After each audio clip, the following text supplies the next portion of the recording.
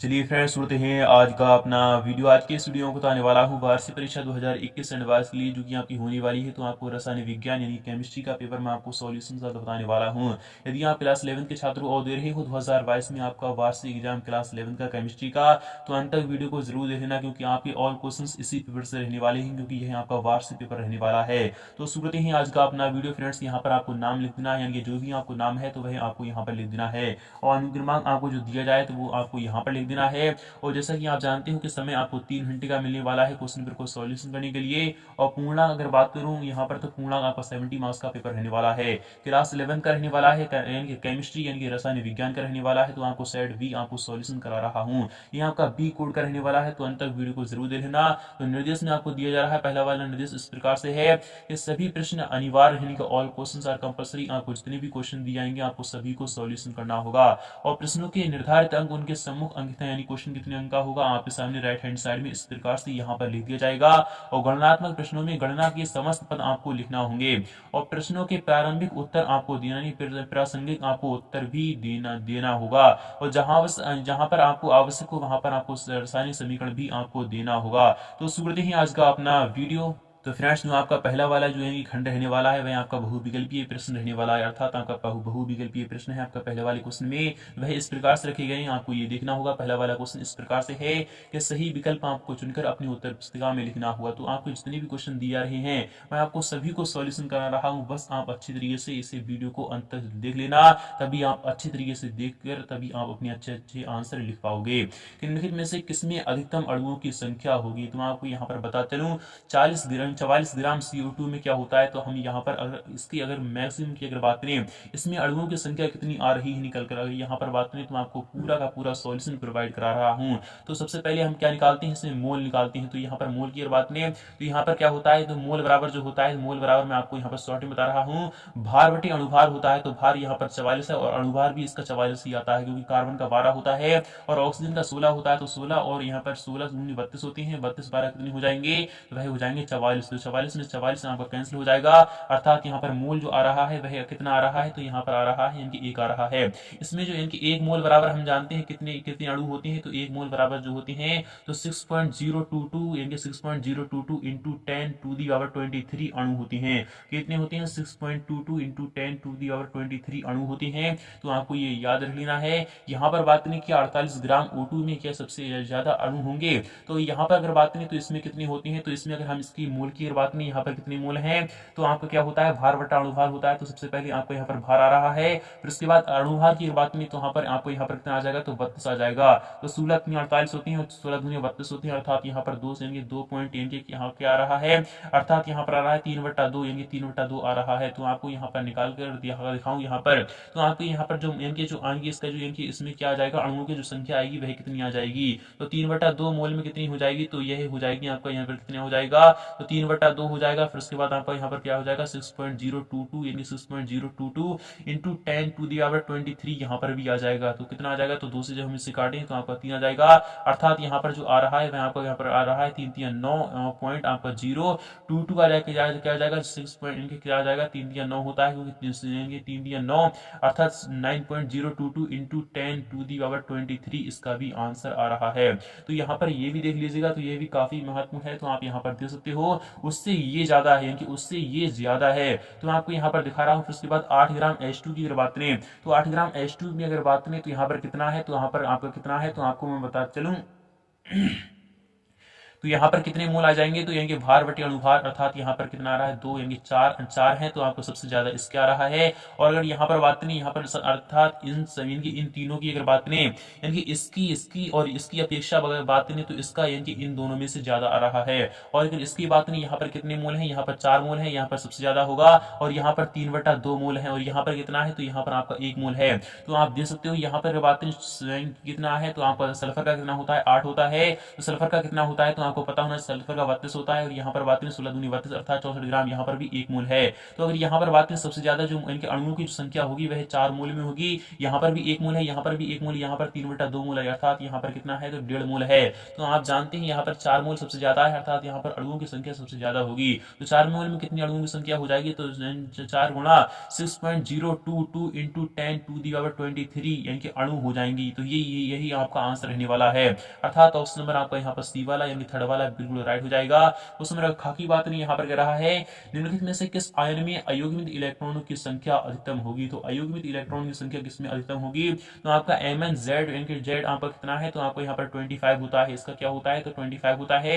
25 में से आपको 2 आपको यहाँ पर क्या करना है लेस कर देना है, तो अभी आपको कितना हो जाएगा तो 23 यहाँ पर आपको कितना बचा है, यहाँ पर इलेक्ट्रॉन बचा है। तो 23 को हम किस टाइप से हम यहाँ पर निकाल सकते हैं तो आपका क्या आ जाएगा, यहाँ पर मैग्नीज है तो आपको यहाँ पर क्या करना है, मैग्नीशियम है तो आपको यहाँ पर सिंपली क्या करना है तो आपको यहाँ पर बताता हूँ 23 को हम किस में यानी क्या किस में तोड़ लेते हैं तो 2,8,8 में तोड़ते हैं। तो 2 8 कितनी हो चुकी है तो 10 हो चुकी है और फिर उसके बाद 8 आपको या कितना आ चुका है तो 18 आ चुका है, कितना आ चुका है तो 18 आ चुका है। और यहाँ पर बात में 2 8 कितना होता है, 2 8 कितना होता है, 2 8 होता है 10 और 10 8 18 होता है 18 और फिर उसके बाद आपका कितना बचा है तो 5 बचा है। तो अयुग्मित इलेक्ट्रॉनों की संख्या कितनी हो जाएगी तो Mn आपको इस प्रकार से लिखना है। तो आपको यहाँ पर इधर इधर इधर इधर हो चुका है और यहाँ पर एक युग्मित हो जाएगा। तो 3 इसमें क्या है 3 अयुग्मित है और यहाँ पर बात करें कि Ni डबल प्लस है, अर्थात 28 में से जो आपका यहाँ पर कितना जाएगा तो आपको यहाँ पर कितना जाएगा तो 2 जाएगा। जब यहाँ पर 2 यहाँ पर कितना जब यहाँ पर 2 अर्थात यहाँ पर 26 हो जाएगा तो 26 में यहाँ पर 2 ही बचेगा, क्या हो बचेगा तो 2 अयुग्मित बचेंगे। इसमें 2 अयुग्मित बच रहे हैं, इसमें आपके 3 अयुग्मित बच रहे हैं। और यहाँ पर बात करें क्रोमियम का कितना होता है तो चेन कितना होता है तो 24 होता है। 24 में से आपको 3 लेस कर देना है तभी 21 बचेगा आपको। तो यहाँ पर कितना बचेगा तो 18, फिर उसके बाद आपको कितना बचेगा तो इसमें आपके कितने बचेंगे तो 3, इसमें भी आपके 3 अयुग्मित हैं। यहाँ पर बात करें टी कितना होता है 22 होता है। तो 22 में यहाँ पर बात करें तो आपको यहाँ पर 2 लेस कर देना है, यहाँ पर आपके 2 अयुग्मित हैं, अर्थात ऑप्शन नंबर आपका क्या हो जाएगा तो यहाँ पर 2 ऑप्शन आपके सही है, अर्थात Mn++ और यहाँ पर क्रोमियम आपका 3+, यह आपके बिल्कुल राइट ऑप्शन है, यानी कि ऑप्शन नंबर आपका यहाँ पर यानी 2 सही होना चाहिए। तो आप कोई सा भी लगा दीजिएगा आपका आंसर पूरा माना जाएगा। यहाँ पर बात करें क्वेश्चन क्या कह रहा है कि क्षार धातुएं संबंधित होती हैं। तो हम जानते हैं एस ब्लॉक से संबंधित जो होती हैं वह सभी क्षार धातुएं होती हैं। नेक्स्ट की बात नहीं कि KMnO4 में Mn की ऑक्सीकरण संख्या यानी ऑक्सीकरण आपको अवस्था यानी ऑक्सीकरण संख्या आपको बताना होगी। तो KMnO4 की अगर बात करें यहाँ पर K कितनी हो रही है तो K की हम जानते हैं 1 होती है। तो यहाँ पर क्या यानी 1 प्लस उसके बाद आपका Mn की आपको निकालना है, अर्थात आपका S हो जाएगा। फिर उसके बाद यहाँ पर बात नहीं तो 4 दूना यहाँ पर कितना होता है तो 4 दूना 8 होता है। उसके बाद आपको क्या करना है इक्वल में आपका 0 चल रहा है तो 8 ये कितना होता है तो यहाँ पर कितना हो जाएगा तो यहाँ पर आपको यहाँ पर क्या हो जाएगा तो मैं आपको यहाँ पर बता रहा हूँ। सिंपली यहाँ पर क्या कर रहा है के की यहाँ पर कितनी है तो के की आपकी होती है 1 होती है। फिर उसके बाद Mn की हम मान लेते हैं x मान लेते हैं। फिर उसके बाद आपको यहाँ पर कितना है ऑक्सीजन है, अर्थात ऑक्सीजन की आपको कितनी दिखा रही है तो 4 है, यानी कि 4 दूना आपका कितना हो जाएगा तो माइनस में आपका कितना आ जाएगा तो आपको सिंपली यहाँ पर क्योंकि यहाँ पर कितना होता है तो यह माइनस का 2 होता है तो 4 दूना आपका कितना हो जाएगा तो माइनस का 8 हो जाएगा। इक्वल में आपका 0 चल रहा है तो एस का मान जो आएगा निकलकर वह आपका प्लस का 7 आ रहा है। तो ऑप्शन नंबर आपका क्या आ जाएगा यहाँ पर निकलकर तो ऑप्शन नंबर आपका यहाँ पर 7 यानी कि चौथा वाला राइट हो जाएगा। तो आई होप ये भी यहाँ पे समझ में आ चुका होगा।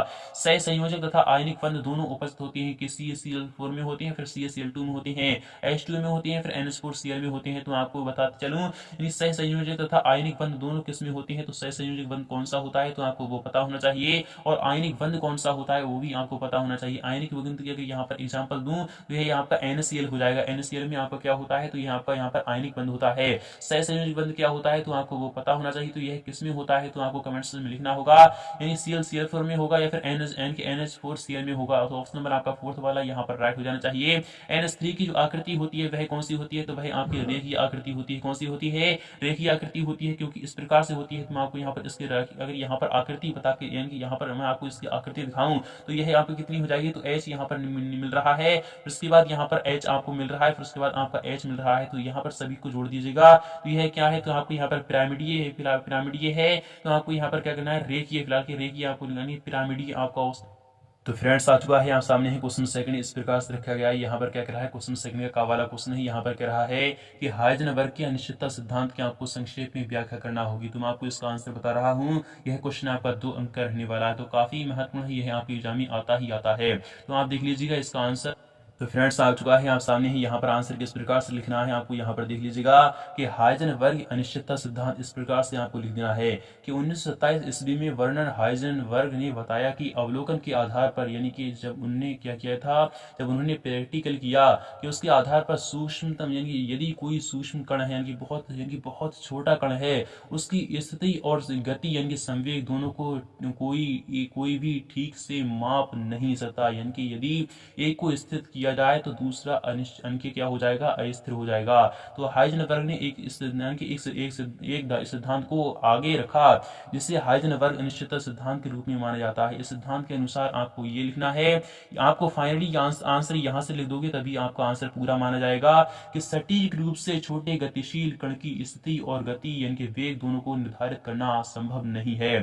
तो गणितीय शब्द यही हो जाएगा आपका डेल एस। यदि हम क्या माने, यानी कि इसे हम यानी कि क्या माने, स्थिति माने, और इसे हम क्या माने, इसे हम संवेग माने, तो वह जो होता है इक्वल, जो होता है इक्वल और ग्रेटर देन होता है एच अपॉन 4 पाई के होता है, जिसमें यह आपको प्रोवाइड करा रहा है, आपको यहाँ पर देख लेना है। जिसमें ये यानी कि डेल एस जो है वह क्या है, तो मैं आपको यहाँ पर बता रहा हूँ, जिसमें डेल एस जो है तो वह क्या है, तो वह आप यानी कण की स्थिति है, क्या है, तो कण की स्थिति आपको यह दर्शा रही है। और यहाँ पर बात करें यानी डेल पी क्या है, तो यह आपके संवेग की स्थिति दर्शा रही है। तो यह क्या होती है, तो संवेग की स्थिति दर्शा रही है। आपको सिंपली ये लिख देना है, इनके आंसर आपको ये लिख देना है, तो यही आपका आंसर होगा। तो मैंने रीजन ऊपर दे दिया है, तो वही आपको लिख देना है। तो आई होप आपको समझ में आ चुका होगा।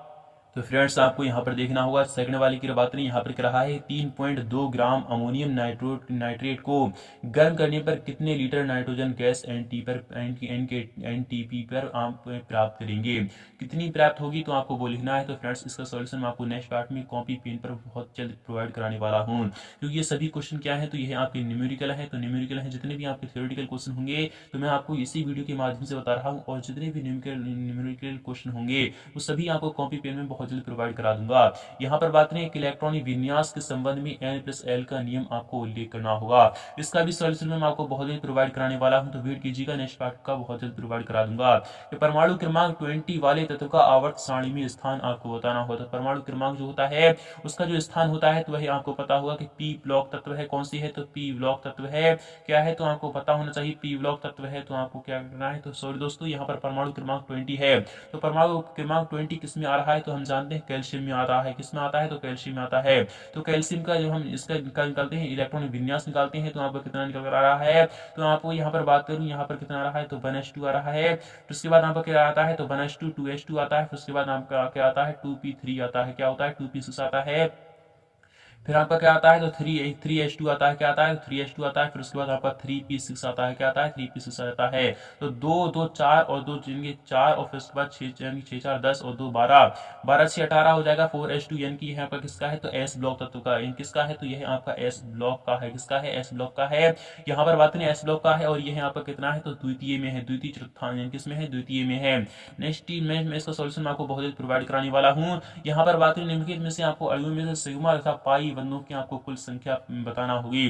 तो C2H4 की अगर बात करें, इसकी अगर यहाँ पर संरचना की बात करें, तो यहाँ पर किस प्रकार से बनेगी, तो आपकी C2 और H2 की जो संरचना बनेगी वह किस प्रकार से बन जाएगी, वह इस प्रकार से बन जाएगी। तो यह आपकी यहाँ पर C2H2 की यहाँ पर की संरचना बन जाएगी, वह इस प्रकार से बन चुकी है। तो मैं आपको यहाँ पर बताता चलूँ, यहाँ पर एक क्या है, तो यहाँ पर जितने भी H होती हैं वो तो सभी यहाँ पे क्या होती हैं, तो सिग्मा होती हैं। तो सिग्मा होती है, यहाँ पर क्या है, तो एक यहाँ पर क्या है, तो यहाँ पर 2, इसके बाद 3, और यहाँ पर कितने हैं, 3 तो आपके सिग्मा है, 3 सिग्मा है, और एक आपका यहाँ पर पाई दिखा रहा है, क्या है, तो 1 पाई है। तो आपको वही लिख देना है। C2H4 की अगर बात करें, तो C2H4 का क्या बनेगा, तो आपको यहाँ पर बताते हूँ, C2H4 का आपका जो बनने वाला है वह इस प्रकार से बनने वाला है। यहाँ पर ये आ जाएगा, तो आपको यहाँ पर सिंपली यहाँ पर ये लिख देना है। तो आपका C2N कितना है, C2H4 है, क्या है, C2H4 है। तो आपको सिंपली इस प्रकार से लिख देना है। तो नेक्स्ट पार्ट में इसका भी सॉल्यूशन मैं आपको प्रोवाइड करा दूंगा। यहाँ पर बात करें पी ब्लॉक के तत्वों के आपको अभिलाक्षण गुणों का आपको वर्णन करना होगा, और निम्नलिखित संख्या को आपको इनके समीकरण को आपको ऑक्सीकरण संख्या विधि द्वारा संतुलित करना होगा। तो इसका भी सॉल्यूशन मैं आपको प्रोवाइड कराने वाला हूँ। यहाँ पर बात नहीं, यहाँ पर क्वेश्चन 4 का वाला क्वेश्चन कह रहा है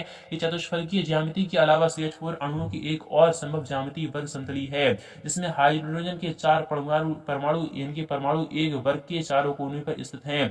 व्याख्या करना है आपको, CH4 का एक अणु जो होता है वर्ग समतली नहीं होता है। तो आपको व्याख्या करना है, इसका सॉल्यूशन मैं आपको प्रोवाइड करा दूंगा। यहाँ पर बात करें क्वेश्चन नंबर की निम्नलिखित में से आपको आयनों के लिए इलेक्ट्रॉनिक विन्यास आपको यानी स्थापित करना होगा। तो एस का कितना होता है तो आपको वो पता होना चाहिए। एल्यूमिनियम का कितना होता है वो सभी आपको नेक्स्ट पार्ट में इसका सॉल्यूशन में आपको प्रोवाइड करा दूंगा। हाइड्रोजन अबंध क्या है तो आपको इसका भी सॉल्यूशन नेक्स्ट पार्ट में दिखाने वाला हूँ। तो फ्रेंड्स नेक्स्ट पार्ट का वेट कीजिएगा, नेक्स्ट पार्ट में इसका सॉल्यूशन मैं आपको बहुत जल्द प्रोवाइड करा दूंगा। यहाँ पर थर्ड वाली की बात करें, यहाँ पर इस प्रकार से देख लीजिएगा और अच्छे प्रकार से देख लीजिएगा, यही क्वेश्चन पेपर रहने वाला है आपके एग्जाम में। तो फ्रेंड्स ये सभी आपका थ्योरेटिकल और आपको यहाँ पर क्या है मिक्सचर है, तो आपको इसका सॉल्यूशन मैं आपको प्रोवाइड करा दूंगा। तो मिलते हैं नेक्स्ट पार्ट में फुल्ली सॉल्यूशन